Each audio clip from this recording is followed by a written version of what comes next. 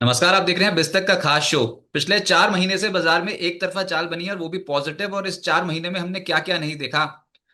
युद्ध होते देखे हैं, उसके बावजूद बाजार नहीं टूटा है। ऊपर से डोनाल्ड ट्रंप ने सर में दर्द कर रखा है, लगातार कुछ ना कुछ बोले चले जा रहे हैं। और अब टैरिफ डेडलाइन नजदीक आती चली जा रही है और बाजार नए लेवल्स छूता चला जा रहा है। In fact American market S&P 500 Nasdaq record पे पहुंचा हुआ है। निफ्टी बैंक रिकॉर्ड पे पहुंचा हुआ है। निफ्टी रिकॉर्ड हाई लेवल्स के ज्यादा दूर नहीं है, लेकिन ये जो गैप है 600-700 अंकों का, ये कब पूरा होगा, ये बहुत बड़ा सवाल है। और इसी गुत्थी को सुलझाएंगे सनी अग्रवाल जी हमारे साथ मौजूद हैं, एसबीआई सिक्योरिटीज के head of research fundamental. Sunny ji नमस्कार, बहुत बहुत स्वागत है आपका विस्तक। नमस्ते रजत जी, शो में इनवाइट करने के लिए बहुत बहुत धन्यवाद। सर हमारे लिए तो बहुत आसान है कि हम ना कुछ भी बाजार पे खराब होता है तो डोनाल्ड ट्रंप को ब्लेम कर देते हैं, बाजार चढ़ता है तो फिर आपको बुला लेते हैं सर बाजार में अभी क्या करना चाहिए। और ये बाजार चढ़ रहा है। और ये तब है जब हमने, जैसे मैंने बताया, कि युद्ध होते देखे। इसराइल और ईरान के बीच में लेटेस्ट, जिसमें डोनाल्ड ट्रंप कूद पड़े थे और उसके बाद जैसे वो कूदे तो युद्ध विराम ही हो गया। इंडिया पाकिस्तान का युद्ध शुरू ही होने वाला था, तो उसके बाद फिर वहां पर भी युद्ध युद्ध विराम करा दिया। लेकिन अब उनके पास चैलेंज है कि उन्होंने 90 दिन वेस्ट कर दिए। 90 डेज आर ऑलमोस्ट ओवर।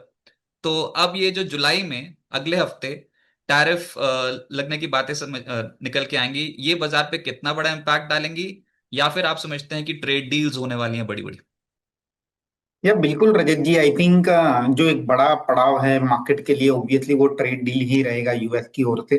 हालांकि हमने इसमें कुछ ऐसा नहीं है कि कुछ भी प्रोग्रेस नहीं देखी। हमने देखा है कि यूएस यूके की भी बीच में एक ट्रेड डील साइन हुई थी। देन अगेन यूएस चाइना की भी अच्छी खासी बातचीत हुई थी, और इंडिया और यूएस की भी अभी अगर आप देखेंगे तो इंडिया का जो डेलीगेशन है यूएस में है, they are talking to US for trade deal. There is an hope कि एक इंटरमीडिएट ट्रेड डील कुछ इंडिया और यूएस के बीच में निकल कर आ जाए before the deadline of 9 July, and then final trade deal आगे जाकर आएगी।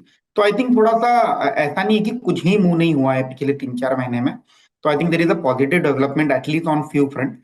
But majority of the countries के साथ कोई बहुत ज्यादा खास ट्रेड डील अभी तक निकल कर नहीं आई है।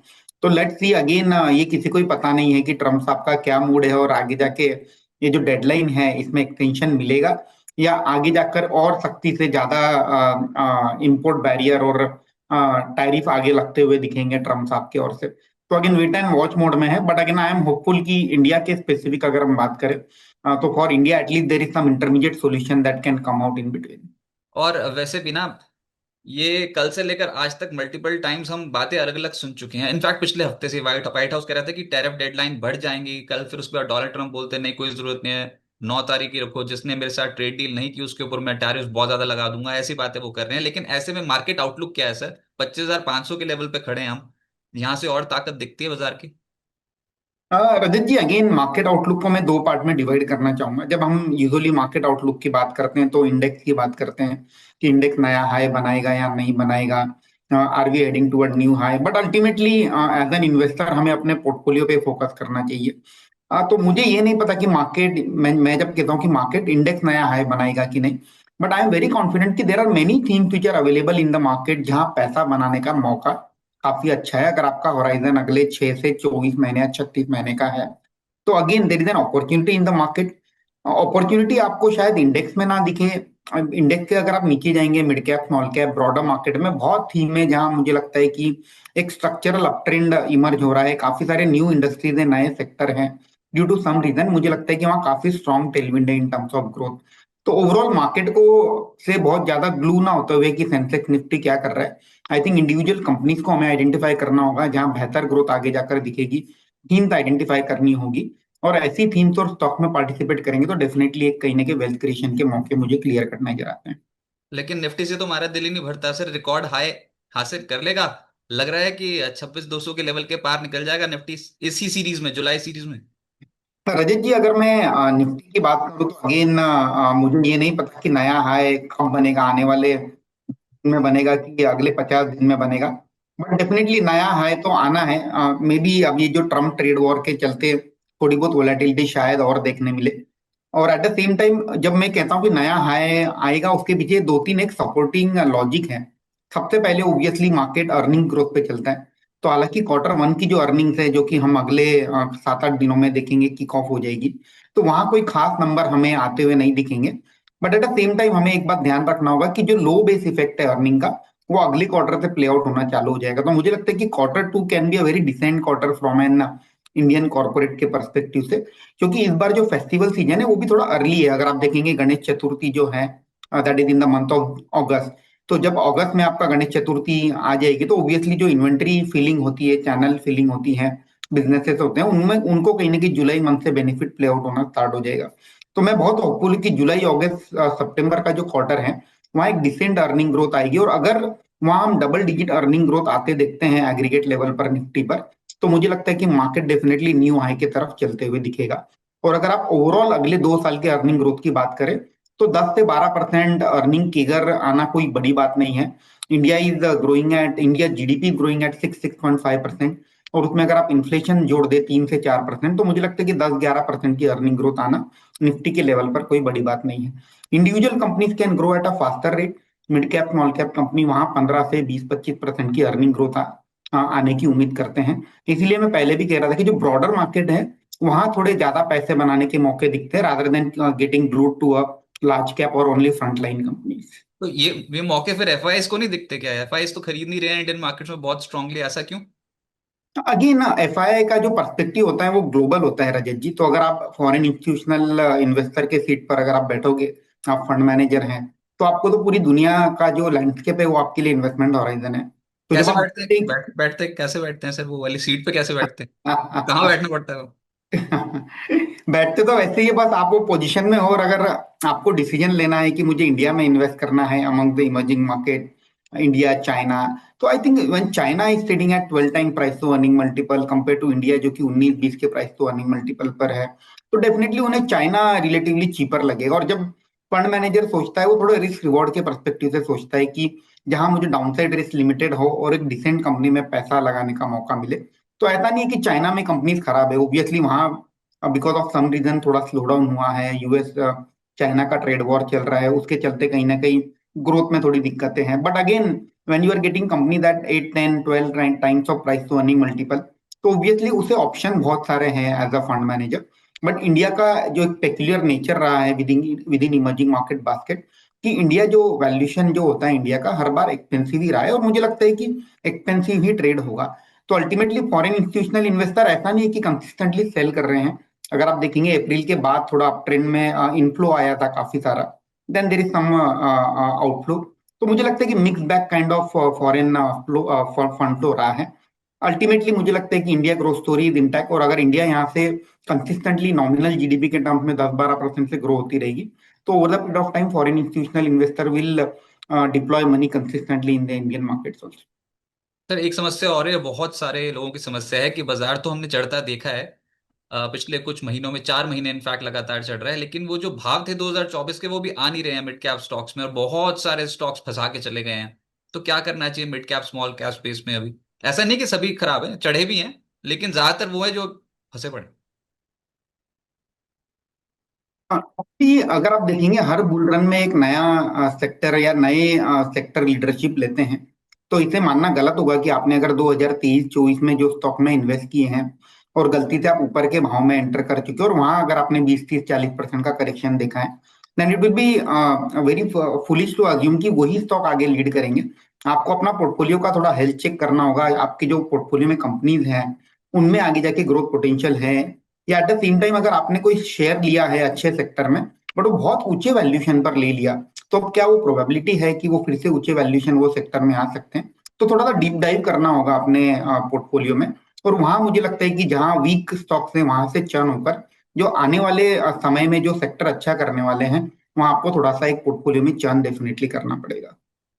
तो फिर वही आपसे जानने की कोशिश होगी सर, आज के इंटरव्यू में हम आपको जाने नहीं देंगे जब तक आप बताओगे नहीं ऐसे कौन से स्टॉक्स हैं जहां पर आप बुलिश हो। लेकिन उससे पहले Q1 अर्निंग सीजन, अगला बड़ा ट्रिगर मार्केट का, कैसा बीतेगा ये अर्निंग सीजन और क्या उम्मीद है सर? अगर हम Q1 की अर्निंग सीजन की बात करें तो मुझे नहीं लगता है कि कोई बहुत ज्यादा खास इसमें फायरवर्क हमें देखने मिलेगा। बट डेफिनेटली जो कमेंट्री होगी वहां मुझे लगता है कि to some extent positive commentary आने की उम्मीद है। मैं कुछ एग्जांपल देना चाहूंगा, जैसे एनबीएफसीज है, non banking financial services company, जहां उन्हें रेपो रेट कट का इमीडिएट बेनिफिट प्ले आउट होते दिखेगा।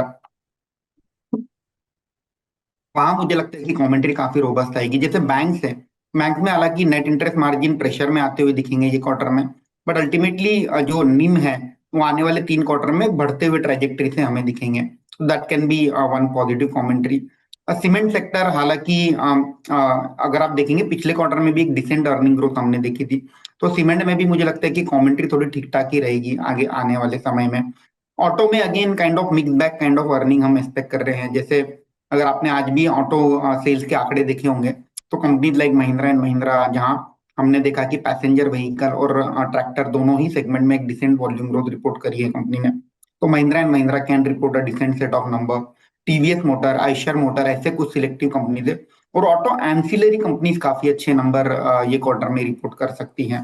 तो again oil and gas sector की अगर हम बात करें, तो ऑयल मार्केटिंग कंपनीज पूरे क्वार्टर में, अगर आपने देखा होगा कि क्रूड ऑयल काफी समय तक नीचे के बैंड में ट्रेड हो रहा था, तो वहां मुझे लगता है कि ऑयल मार्केटिंग कंपनीज में एक ठीक ठाक काइंड ऑफ नतीजे आएंगे।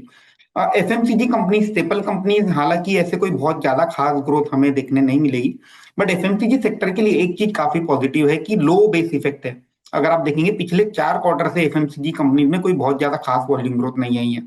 और ड्यू टू सम रीजन अगर हम ये मान के चलते हैं कि मानसून अगर नॉर्मल रहेगा and demand environment and consumption will pick up because of the recent rate cut by RBI, तो मुझे लगता है कि एक कमेंट्री अगर एफएमसीजी कंपनीज की ओर से पॉजिटिव आ जाती है और वो गाइड करते हैं कि आने वाले 3 से 4 क्वार्टर में वॉल्यूम ग्रोथ 3 से 5%, 4 से 5% रहेगी, तो एक री रेटिंग भी हम एफएमसीजी स्टेपल में एक्सपेक्ट कर सकते हैं। एफएमसीजी डिस्क्रिशनरी हम कंजम्पशन की बात करें, तो वहां मुझे लगता है कि एनीवे मोमेंटम काफी स्ट्रांग है, whether it jewellery, travel, tourism, तो वहां मुझे एक डिसेंट अर्निंग ग्रोथ की उम्मीद है ये क्वार्टर में। अच्छा, आईटी स्टॉक्स पे भी क्या करना चाहिए, खासतौर पे जब ये ट्रेड डील इंडिया और यूएस के बीच में बस अब लास्ट उसमें डिस्कशंस ही चल रहे हैं और कभी भी हो सकती है, तो आईटी स्टॉक्स एक तो रिजल्ट सीजन के बलबूते क्या चल सकते हैं और दूसरा इस ट्रेड डील के लिए क्या रिडार पर रखना चाहिए अभी। आईटी सेक्टर में रजत जी, मैं एक चीज कहना चाहूंगा कि जो निगेटिविटी थी वो to some majority of the negativity is already in the price. तो अगर आप देखेंगे वैल्यूएशन काफी रिजनेबल हो गए हैं लार्ज कैप आईटी कंपनीज के। Most of the large cap IT companies are trading in the band of 19 to 22 24 time price to earning multiple. तो जो निगेटिविटी थी पिछले क्वार्टर के नतीजों के बाद, वो कहीं ना कहीं फैक्टरिंग हो चुकी है। Now what are the factor that can drive the upgrade from an IT company? One is July month में जो यूएस फेड की पॉलिसी है, वहां एक्सपेक्टेड है कि टू सम एक्सटेंट एक रेट कट आने की उम्मीद है। तो अगर रेट कट आता है यूएस फेड की ओर से, जहां आपने देखा होगा कि ट्रम्प भी बार बार पावेल साहब से कह रहे हैं कि रेट कट कीजिए, रेट कट कीजिए, इकोनॉमी को बूस्ट दीजिए, तो that can be one positive factor as far as IT sector is concern. Second, जैसे जिस तरह से हम इंडिया इंडिया में हम नतीजे देखेंगे, यूएस कंपनीज में भी नतीजे आएंगे। तो वहां अगर बीएफएसआई कंपनीज के नतीजे थोड़े ठीक ठाक आते हैं, तो वहां मुझे लगता है कि that can also be one of the trigger for an IT sector. तो मुझे लगता है कि आईटी सेक्टर में क्वार्टर 1 में ऐसे कोई बहुत खास नतीजे नहीं आएंगे, बट उनकी जो कमेंट्री होगी और जो अदर जो फैक्टर है, जैसे trade deal between US and China, rate cut bye US Fed, ऐसे कुछ फैक्टर जो इंडिकेट करेंगे डिमांड एनवायरनमेंट आगे जाके बेटर हो सकता है आईटी कंपनीज के, that can lead to a rally in IT sector. तो आईटी सेक्टर में डाउनसाइड लिमिटेड है, अपसाइड के लिए थोड़े कुछ साइंस के लिए हमें वेट करना होगा। कभी कभी ऐसा होता है कि बहुत स्ट्रांग कुछ मोमेंटम में आ जाता है सेक्टर, उसके बाद डर लगने लग जाता है कि क्या यहाँ से और चलेगा कि नहीं, और सवाल बहुत उठने लग जाते हैं मन में। उसमें एक है डिफेंस, डिफेंस कंपनियों के नतीजे कैसे आ सकते हैं, और दूसरा भी डिफेंस स्टॉक्स पे करना क्या चाहिए। अगेन रजत जी, अगर हम डिफेंस स्टॉक की बात करें, तो लॉन्ग टर्म स्टोरी जो है काफी वेल इंटैक्ट है, और उसके पीछे 2-3 रीजन है। ऑब्वियसली जो डोमेस्टिक डिमांड है, वहां तो उसमें कोई दो राय नहीं है कि government is consistently doling out order for all this defence company. On the other hand, अगर आपने देखा होगा, यूरोप ने अभी एक मैंडेट पास किया था कि इनका जो डिफेंस का स्पेंडिंग रहेगा 3 से 5% ऑफ जीडीपी का रहेगा। तो इसके चलते जो यूएस में जो स्पेंडिंग होगी तकरीबन 1 ट्रिलियन यूरो, $1 ट्रिलियन की, उसका benefit to some extent Indian companies को भी फ्लो होते दिखेगा। तो structural long term story both on domestic and export front मुझे लगता है कि काफी वेल प्लेस है डिफेंस सेक्टर के लिए। शॉर्ट टर्म में ऑब्वियसली हमने देखा है कि ऑपरेशन सिंदूर के बाद काफी एक strong rally already play out हो चुकी है डिफेंस कंपनी में। तो हो सकता है कि आने आने वाले 3 से 6 महीने में रिटर्न बहुत ज्यादा ना देखने मिले आपको डिफेंस काउंटर में, बट आने वाले 3 से 6 महीने में जब भी कोई डीप मिलता है due to some reason, gradually accumulate कीजिए, और इसमें जो इन्वेस्टमेंट हॉराइजन है थोड़ा 3 साल का रखना होगा। अगेन यहाँ अगर आप बात करेंगे, तो जो क्वालिटी फ्रंट लाइन कंपनीज हैं जिनकी ऑर्डर बुक काफी रोबस्ट है, ऐसी कंपनीज पे हमें फोकस करने की राय दूं।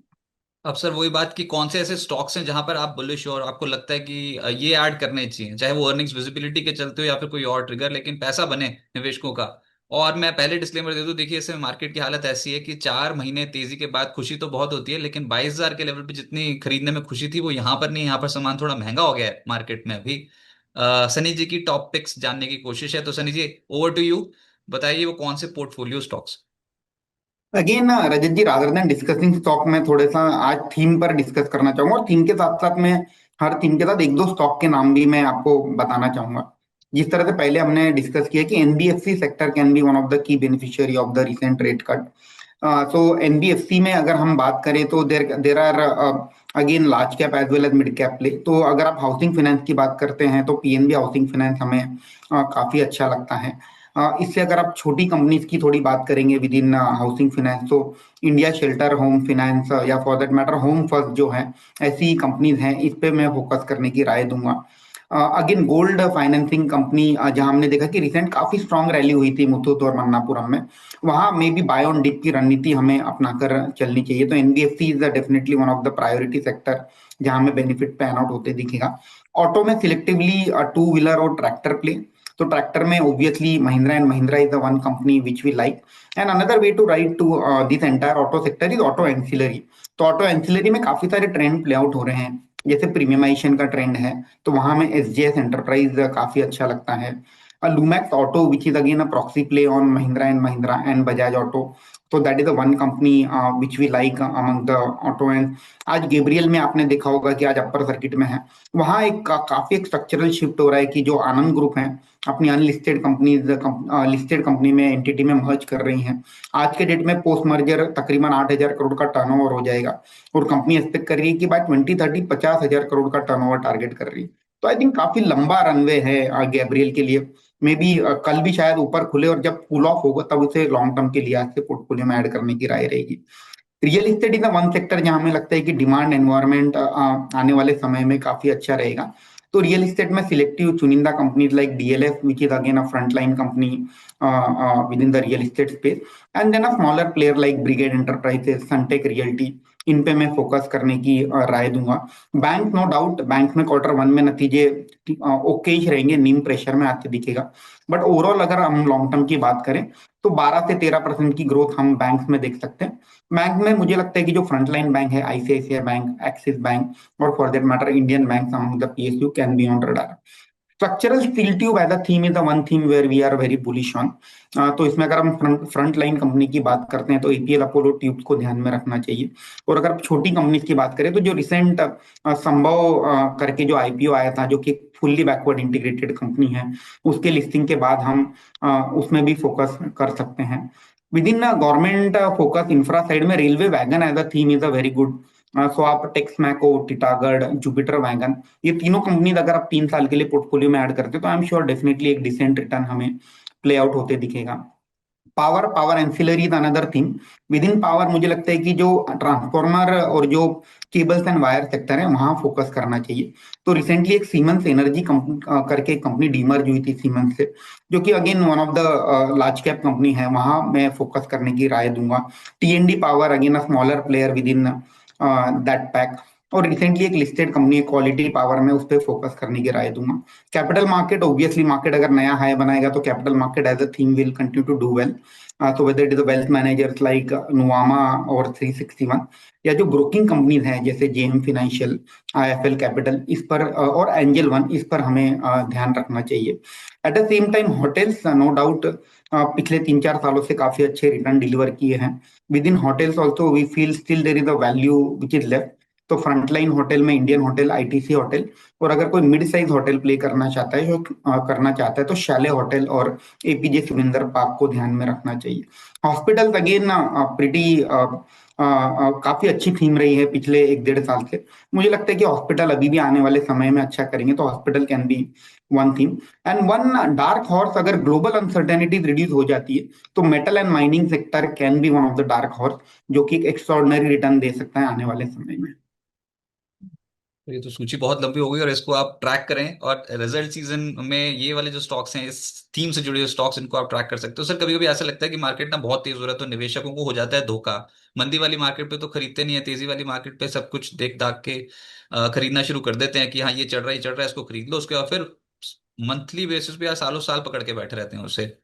अभी ना हाल फिलहाल में हुआ ये कि प्रोमोटर्स अपना हिस्सा हायर लेवल्स पे जब स्टॉक जा रहे हैं तो उसमें बेच रहे हैं, और बड़ी बड़ी ब्लॉक डील्स होते देखी हैं रोज। इतनी इतनी ब्लॉक डील्स होते देखी, ये कुछ कॉज ऑफ कंसर्न है क्या? क्या ये मार्केट सेंटिमेंट बिगाड़ सकता है, या फिर इट्स अ प्रोसेस?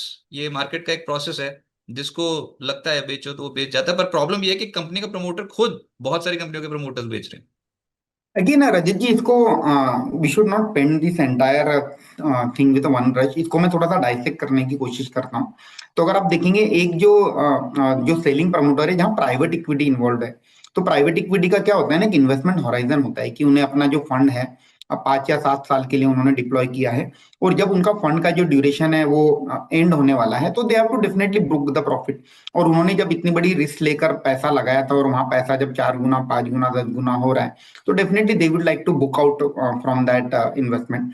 तो वहां मुझे लगता है कि काइंड ऑफ जब हैंड चेंज होता है प्राइवेट इक्विटी से domestic institution, foreign institutional investor, तो मुझे नहीं लगता कि वहां कोई बहुत बड़ा निगेटिव रीड थ्रू होना चाहिए।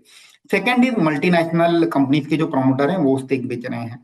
Obviously being an multinational promoter, उन्हें जो वैल्यूएशन है compare to their own parent company, जो कंपनी इंडिया में लिस्टेड है, उसके बीच में बहुत बड़ा डिफरेंस दिखेगा। मतलब वहां अगर कंपनी 10 या 15 के पी में ट्रेड हो रही है, और इंडिया में वही बिजनेस जो है, जो कि छोटा पार्ट है, which is trading at 50 60 70 price to earning multiple, तो they would definitely like to cash in cash on that, take that money back to their parent company, जहां कुछ ड्यू टू सम रीजन कुछ दिक्कतें चल रही हैं, तो अपनी जो पेरेंट कंपनी है वहां फंड इन्फ्यूजन कर रहे हैं।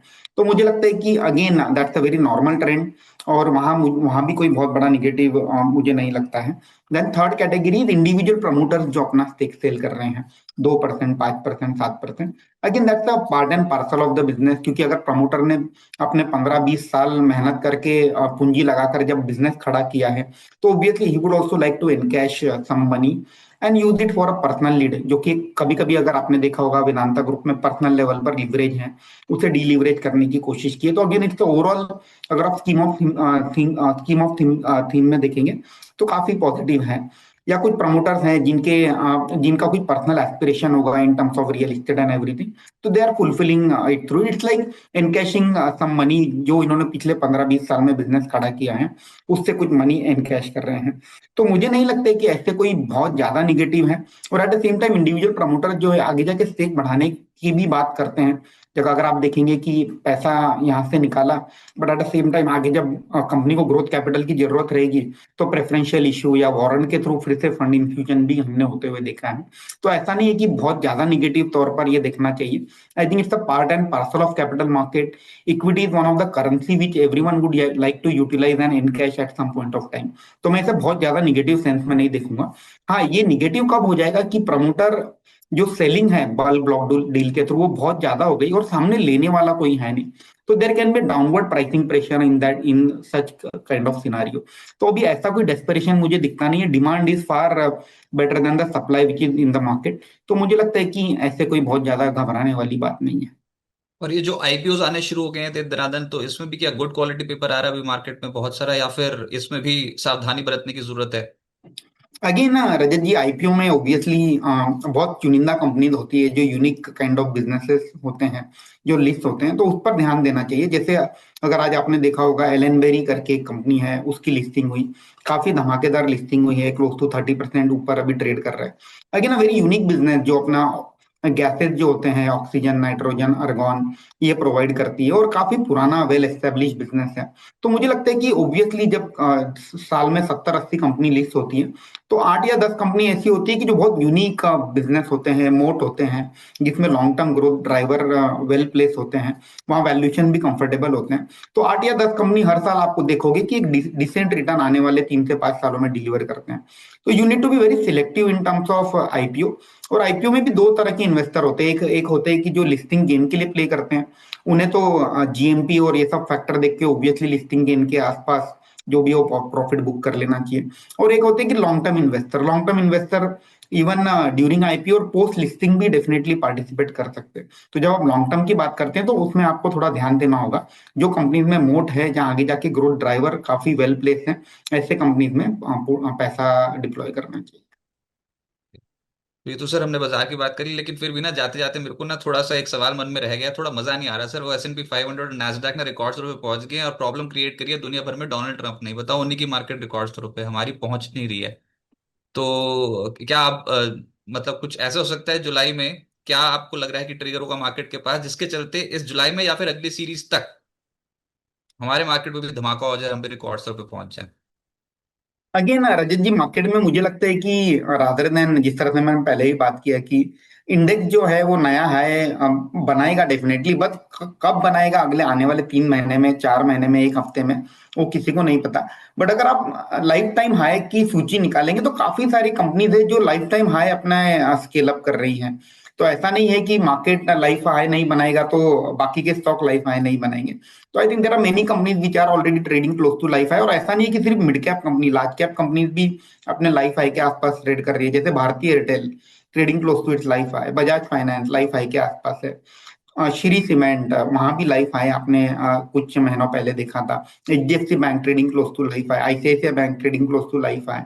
तो मुझे नहीं लगता है कि मार्केट में इंडेक्स को लेकर इतना ऑब्सेशन होना चाहिए। I think individual stocks are doing well, and again हमें तो पैसा इंडिविजुअल स्टॉक से ही बनाना है। मार्केट ठीक है, market is a combination of 50 stock, वो ठीक है, उसके मोमेंट के हिसाब से मूव होता रहेगा। राइट सनी जी, बहुत शुक्रिया आपका हमारे साथ जुड़ने के लिए और अपने व्यूज बिस तक पे शेयर करने के लिए। बहुत बहुत शुक्रिया sir, thank you. Thank you, thank you.